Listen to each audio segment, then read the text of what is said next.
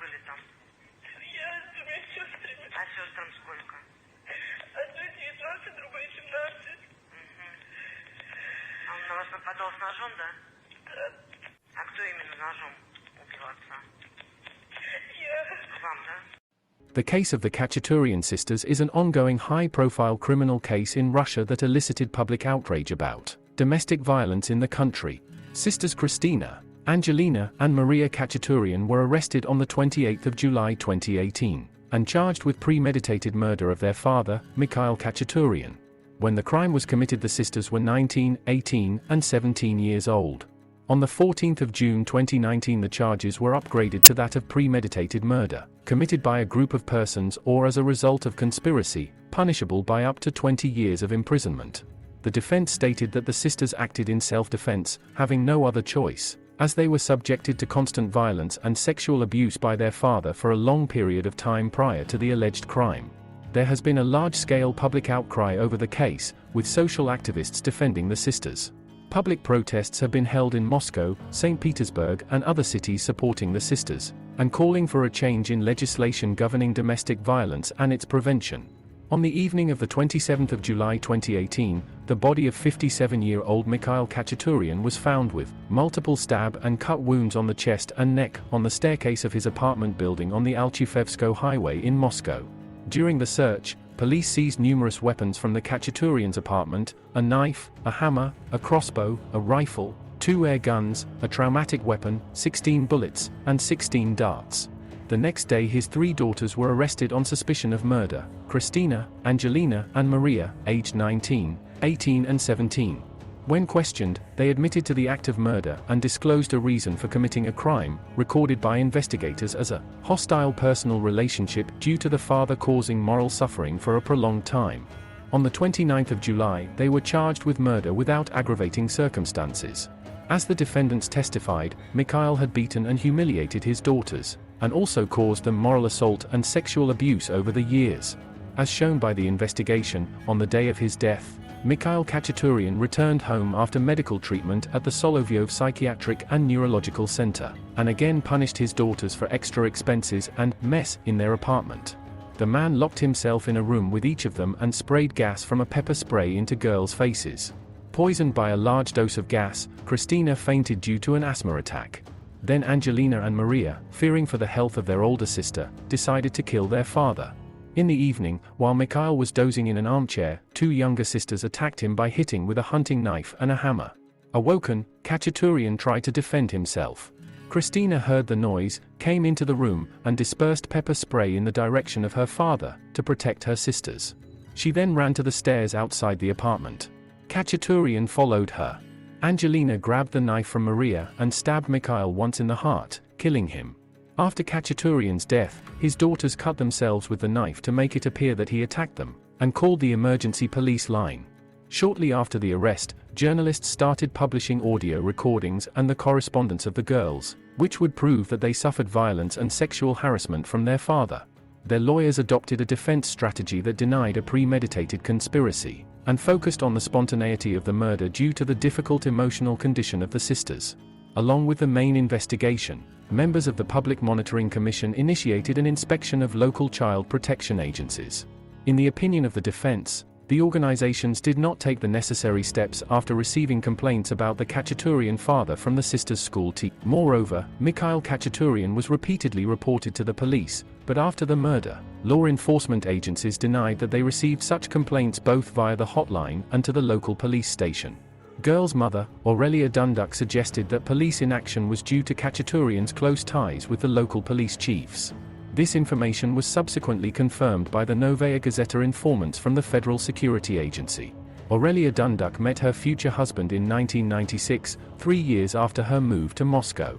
According to her, Khachaturian began beating her when she was 19 years old and was pregnant with their first child, son Sergei. Later, she characterized their marriage as follows: "We got married with tears in my eyes. He beat me, and after that, we went to get married. And this continued for 20 years.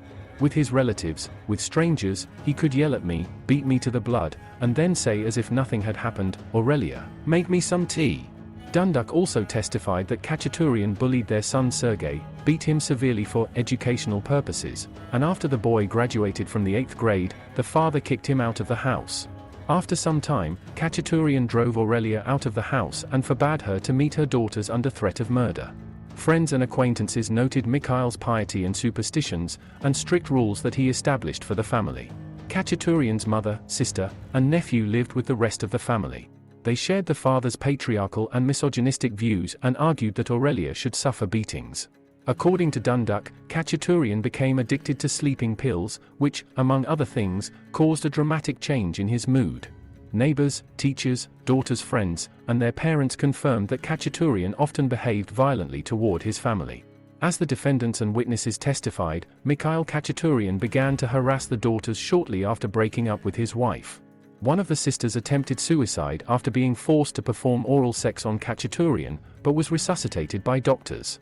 During the investigation, the sisters claimed that the father forced them to perform sexual acts against their will. Angelina's friends and relatives also testified about more than 10 cases of sexual violence against her known to them. A medical examination confirmed that the girls had injuries due to sexual abuse. In 2018, Khachaturian practically ceased to let the young women out of the house. Dunduk claims that her daughters did not tell her about the ongoing situation in the family, so as not to upset her. In one of the interviews, Kristina told about the order their father established at home. He demanded that we always be there and come at his first call. He had a special bell, which he rang, and one of us should immediately run up to him, day and night, and do whatever he says, to bring water, food, and miscellaneous other. He could not make an effort even to open the window himself, and we had to serve him as slaves. Maria and Angelina went to the same grade, but in recent years, they were almost never allowed go to school as their father forced them to look after him. Sisters reported that they were constantly bullied and threatened with weapons. Apart from the school psychologist who tried to talk to the girls about their family situation, neighbors and school teachers preferred not to interfere and did not provide any significant support. Moreover, some relatives and friends of Mikhail Khachaturyan defended him and asserted that accusations of sexual abuse and domestic violence were simply provocations. For example, the girls' cousin, Arsen Khachaturian, opined that they lied about beatings to slander their father. On the 30th of July 2018, a remand court hearing was held in the Ostankino court of Moscow for the arrested girls. The judge extended the jail term for another 72 hours. A spokesman for the court reported that during the proceedings, the investigators upgraded the charges from simple murder to Article 105(2)(g), murder of the Russian Criminal Code, which made the expected punishment more severe. In early August, the investigation conducted an examination of the murder weapons and interrogated relatives and friends of the accused. Moreover, the investigators received copies of videos from surveillance cameras in the Khachaturians' house, and conducted an investigative experiment at the crime scene. The prosecutors came to the conclusion that the girls took concerted actions, and the younger sister Maria stabbed father at least 35 times. Lawyers Alexei Liptsa, Alexei Parshin, and Yaroslav Pakilin continued to insist on the defendant's innocence and argued that the young women tried to prevent the violence and acted defensively. The girls lived in an environment of the constant threat for their own lives and the lives of their sisters. Being practically isolated from the outside world, they were convinced that it was impossible to get outside help, and this made the situation hopeless. Their actions were aimed at stopping the inevitable violence that was committed against them. On the 31st of July, representatives of the Moscow Public Monitoring Commission visited the sisters in a pre-trial detention facility, the SIZO. There, the girls reported violations of their legal rights by police following the arrest. For example, the accused were not explained their rights and gave their first testimony without lawyers. On the 2nd of August, the Ostankino Court of Moscow extended the pre-trial custody by another 2 months. 4 days later, the Central Office of the Investigative Committee took up the case. The Russian Commissioner for Human Rights, Tatyana Moskalkova, considered the court decision to be excessive, while the defense filed an appeal. In the SIZO, the defendants got the opportunity to study and meet a psychologist. In early September, after a mental health examination, the younger sister was recognized as unaware of her actions and transferred to the psychiatric ward of Buturka prison. Although the other 2 sisters were found to be sane, the experts diagnosed them with the battered woman syndrome and post-traumatic stress disorder. In mid-August, the investigation recognized Khachaturian's immoral actions towards his daughters and confirmed the fact of psychological and sexual abuse. Although the court first rejected the petition on house arrest, at the end of September, the youngest and middle sisters were released from the detention center. For 3 months, they were prohibited to perform certain activities such as using the internet, as well as communicating with some relatives and the media. The sisters' uncle, Gennady Muzilia, was recognized as a victim in the investigation. Together with his wife Naira Khachaturian, who is also Mikhail's sister, Muzilia has filed a complaint against the girls' release from the detention center. Despite the fact that the defendants themselves abandoned their father's inheritance, some relatives, speaking in the media, accused them of mercenary motives. Furthermore, their grandmother cancelled Kristina's registration in the apartment. On the 14th of June 2019, investigators charged sisters with a murder committed by a group of people following a premeditated conspiracy, which implies a term of imprisonment of 8 to 20 years. Prosecutors have designated the unlawful acts of violence by the father as the motive for the murder. In response to this, the lawyers directed complaints to the chairman of the investigative committee, Alexander Baistrikin. The defense insists that the investigation should recognize self-defense as the main motive for urging girls to the crime. The investigators also asked for a 1-month extension of the ban on certain acts for the sisters. On the 26th of June, the petition was granted, so the prohibition was extended until the 28th of July, and later was extended even further. On the 11th of July 2019, it was reported that the investigative committee planned to posthumously charge Mikhail Khachaturyan with torture, violent acts of a sexual nature, and forcing participation in sexual act. In early 2020, it was reported that Deputy Prosecutor General Victor Grin refused to sign an indictment against the sisters, suggesting that the investigators should reclassify the charges from murder to necessary self-defense. Investigators objected, however the Prosecutor General Yuri Chaika insisted on the order, stressing that additional psychological and psychiatric evaluations were needed. By the 13th of May, additional investigation had been completed, and the murder charges remained in place. In July, the Prosecutor General's office approved the indictment. In August 2020, as the case reached the Moscow City Court, it granted a motion by the lawyers of Kristina and Angelina for the case to be heard by a jury. Maria had been declared unfit to stand trial, and the prosecutors were expected to request a court to order medical treatment for her, in a separate trial. On the 4th of December 2020, the Basmanny court in Moscow declared illegal the investigators' refusal to launch a criminal case against Mikhail Khachaturyan. In early February 2021, the Moscow City Court remanded the case against Angelina and Kristina back to prosecutors until their father's actions get a legal qualification. In March, the case against Mikhail was opened on charges of sexual assault, sexual coercion, and torture, and the sisters were recognized as his victims.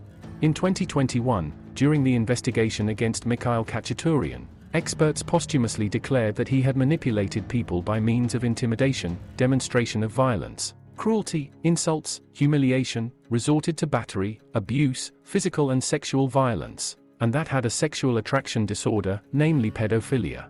On the 29th of May 2022, it was reported that the investigation against Mikhail was over. He was charged with sexual violence, battery, and distribution of pornography.